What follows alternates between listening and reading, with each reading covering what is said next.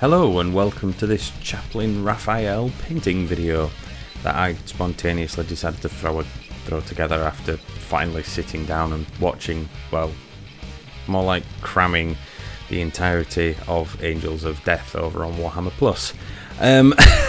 I crammed them and I decided, you know what, I want to make myself a chaplain like Raphael. He looks awesome, he looks cool, he's an interesting guy. So I completely and utterly raided my bit box and started building a chaplain, heavily based on Raphael. So for the most part, I'd already started painting this miniature before I decided to press record basically. I forgot, so apologies. For the most part, this is a bog standard generic chaplain. The differences are that I went for specific brighter colours because later on down the line I knew I was going to be I knew I wanted to utilise the streak and grime, which, as most of us know, will dull down any bright colours. So I wanted to go for some really bright, vibrant colours, so that then after the streak and grime I could hit them again, and these specific areas would really stand out. So in the animation itself, the environment that they're in is quite dark, and the animations for the actual characters are also very dark, but specific bits on each character stand out more than others. Now, obviously a chaplain has black armour, so it's not really going to stand out. However, things like the blood drop really stands out on this character. The helmet in particular is a bright white, brilliant sort of white, and it definitely stands out. As well as the Imperial Eagle, the Aquila on the chest, that you don't see the full thing because it's underneath the harness. Now, I really like this, and I couldn't find a chest plate that was spot on. It was exactly like Raphael's. It didn't have enough room. I originally thought I would hand paint the Aquila on in red afterwards, with the harness being over the top. But what I ended up doing was I found a torso where part of the Aquila you could see peeking out from underneath that harness. Unfortunately, it's just the wings, it's not the heads, but it still works. It fits the style I was going for, and I really like the outcome, because those red bits, once they'd been touched up after using the streak and grime, they really do pop out from the model, as well as the helmet, the eyes, they really pop, as well as the blood droplets for the Blood Angels. Now, I say Blood Angels, I actually made this version of Raphael part of the Flesh Tearers because it's something that I've wanted to do for a while. I've always wanted to revisit the Flesh Tearers. They were my first army, and I've always wanted to kind of go back and revisit them again. So, how else better than with a chaplain of the grimdark variety. And I like the way that this guy eventually turned out, because although it's meant to be grimdark, there is a lot of brightness to him, particularly from those focal points, the helmet, the eyes, the red from various places, even the armour. I went for like a Stormhost Silver instead of like Lead Belcher or Ironbreaker when it came to the battle damage, as well as highlights on the harness and the plasma pistol as well. I also went in as far as doing the flames in a proper focused lighting, which is something I've never really done before. I've painted flames and that's been it. I think I may have done it on maybe one other character over the years, which was it was another chaplain, and it was a Salamander's chaplain, I believe, and I did some focus lighting there, but not to this extent. And the way it came out was really interesting. Now, I simply used the Games Workshop how to paint videos for this one. I think it was the Bray something or other. It's one of the pieces of terrain for Age of Sigmar.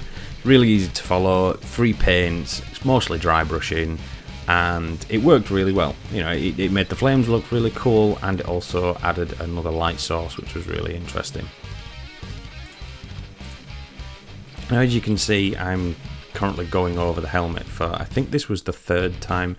I've got into the habit of, when I want to paint sort of bleached bone, I end up using pallid witch flesh as the base, and then going over it with dry brushing on white scar afterwards, just to give it that really like pearlescent look, like it's been out in the sun for a long time. And I think it came out okay. I know previously in the past when I've painted bone and stuff, I've started off with a dark brown and then worked my way up through light browns, bleached bone, given it a wash, and then added whites and blacks. But with this, I thought I wanted to go for a almost block white, because I want to catch that like pearl sort of white helmet that we see in the animation. Now, I ended up doing quite a bit of planning before like painting certain areas, so I ended up painting on a lot more white than I actually expected, or a lot more pallid witch flesh than I expected, knowing full well that I'm going to be using reds, particularly Mephiston red. I ended up coating quite a few sections, the blood droplets and the flames, with pallid witch flesh as well. It's kind of become one of my go-to paints as a base colour for building up a lot of shadow and depth and things like that. So that's an interesting thing that I only really realised when I was recording this video. The other interesting thing from the base in particular was painting the Genestealer arm. Now, I've never painted Tyranids. In fact, I've a certain aversion to them, if that's the right word. I'm not really fond of Tyranids. I think in the lore they're really cool. There's a lot of cool interesting concepts, and the creature design, and there's a lot to them that's awesome, but I'm not a big fan overall. It's really hard to describe. But I've never painted any neither, so that might be a thing. It might be a case of I'm going to have to paint some at some point, and that might change my mind on it. But this was the first time I'd actually painted like any part of a Tyranid, so I just dug out an old Genestealer arm, cut it at the base, at the elbow, and just placed it on. I was contemplating doing like blood and gore and green stuffing on maybe a bit of bone or something like that, but I decided I'll just leave it, and then just at the flat part we'll just paint it black and leave it as is. But it was really quite enjoyable. Like, it was, I think I used like 3 or 4 paints for it. Again, I used a Games Workshop How to Paint Tyranids, I think, and just followed those steps. It was really interesting, and it was a lot of fun, and it turned out looking exactly how I wanted it to. I knew it was going to end up being highlighted by the glow of the flames, but I also wanted to make sure that it would still be both dark and light in places, and still look a little bit like wet and organic.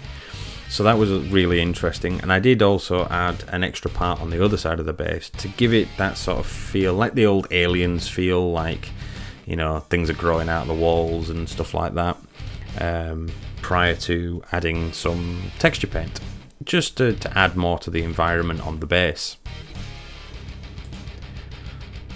So a part of this model, which was, for me, was an absolute find, because I was concerned as to the parts I was using. I wanted to obviously make sure that I had some Blood Angel parts in there somewhere, and it turns out that I still have quite a few bits left over from the charity event I did, where I painted some Flesh Tearers, including some Deathwatch. So I rummaged through them, found this really cool backpack, and even though there's very little detail to it, I think there's 2 blood droplets, a skull, there was not really much detail on it except for what looks like rope. So I went for like with a lot of other sections of this model, I went for a brighter brown, a lighter brown anyway, one that once it had the streaking grime go over it, I knew it would be dulled down, but I could then revisit, brighten it up, and so it would stand out and it would break up all that black. I really like painting Chaplain. I've heard a lot of people saying that Chaplains, because they're just all black, they're really difficult to paint, and black is really hard to highlight and get detail on. And I'm going to agree, it took me ages to get painting Chaplains, a lot of Chaplains over the years. It took me a while before I finally painted one that I enjoyed painting, and that I really liked the end result. This Raphael model I've really enjoyed. It's been a lot of fun, because it's mostly been trying out new techniques, painting certain things that I wouldn't, like the Tyrannid arm or flames. Doing the source lighting was really fun, because it's something I've never really done before. I think I've mentioned that already, but I'm mentioning it again. Source lighting is not something I've done before at all. You know, I do highlights, and I've tried out the Zenithal recently, and other than that, I haven't really done any sort of major source lighting. But doing it on this model was a lot of fun. It made sense. I made a few boo-boos. I ended up revisiting the model 4 or 5 times because I'd missed certain bits of detail. There was a scroll that you've just seen on screen that's actually attached to the pouch. I ended up revisiting that a number of times because I didn't realise that was there.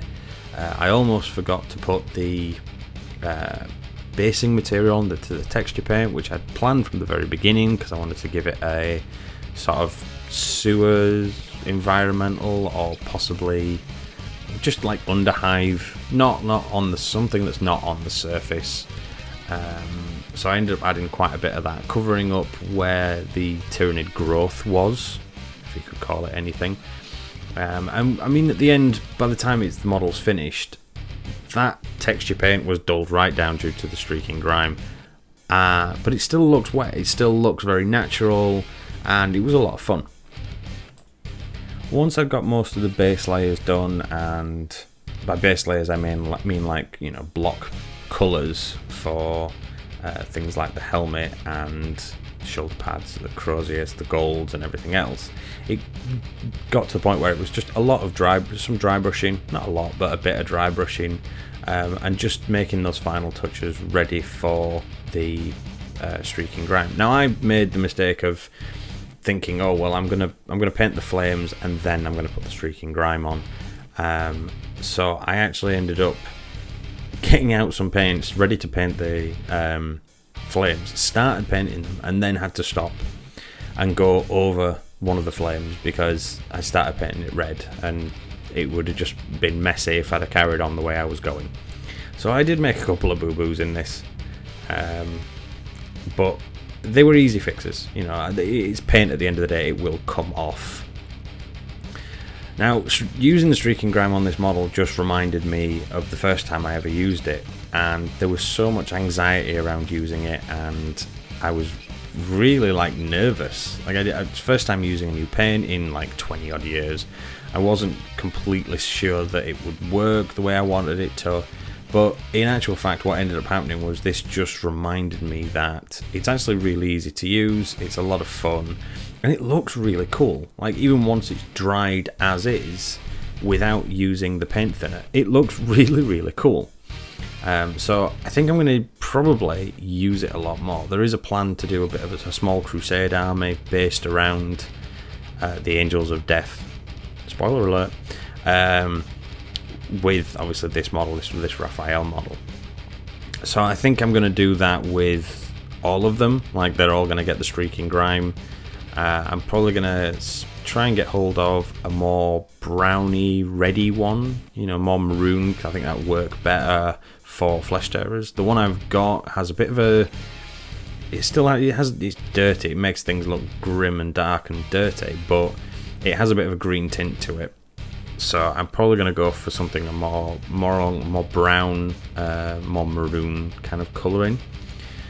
Once the paint had finished with the paint thinner and everything else, it was a case of revisiting the model, specific places, and just getting those light sources sorted, so getting the flames sorted on the base, and focusing on things like the helmet, which I visited a number of times to get that bright white, the parchments, gold, and certain metallic areas, as well as obviously the highlights, which I don't normally do edge highlights. I don't like doing edge highlighting. I don't feel like my hands are steady enough. But I ended up doing edge highlighting on this guy, and although it's very subtle because I'm using Mechanicum Standard Grey on black that's been heavily dulled down with streaking grime, they're so subtle that to the naked eye it fits, it looks alright. They don't show up at all in the pictures. I noticed that after taking the first like 3 or 4 pictures, that there looks like there's no highlights, which is quite amusing to me. It's something that I've struggled with over the years, is getting the highlights spot on. I've seen so many talented folk out there that have painted black armor, and they use a variety of different colors, from Thunderhawk blue, is it Thunderhawk blue, I think it is, Thousand Suns blue. I've seen people using Fenrisian blue, but then I've seen a variety of different greys or just straight white, and it's all down to your preference and the style and the way that you want it to show.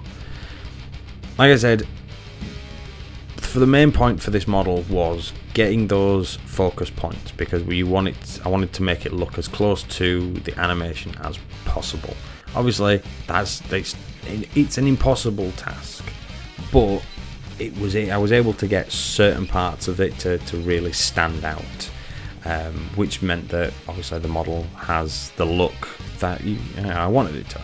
And that's all it's about, really, is when you're trying these new techniques and when you're trying to paint these new models and you want to do it in a specific way, trial and error, make sure you've got a plan, make sure you have a backup, and just have a lot of fun with it. At this point, it's down to some time lapses, because it's just a series of dry brushes.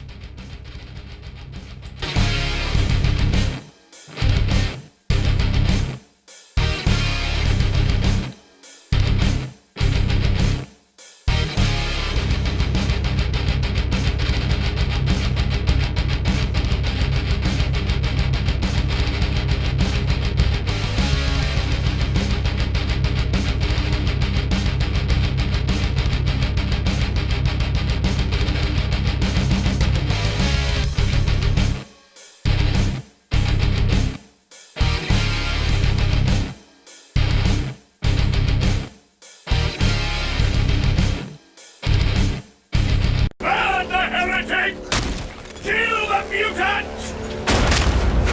Purge the unclean! I absolutely love that soundbite. So with the addition of the highlights for the source, lighting and a glow for the plasma pistol, that is one Chaplain Raphael, my version of Chaplain Raphael, done and dusted. I just want to say thank you everyone for watching. Please leave a comment below, anything you think I could have done a bit different, or changes you might make if you do your own version. And of course, don't forget to like and subscribe to the channel. This was a very spontaneous video.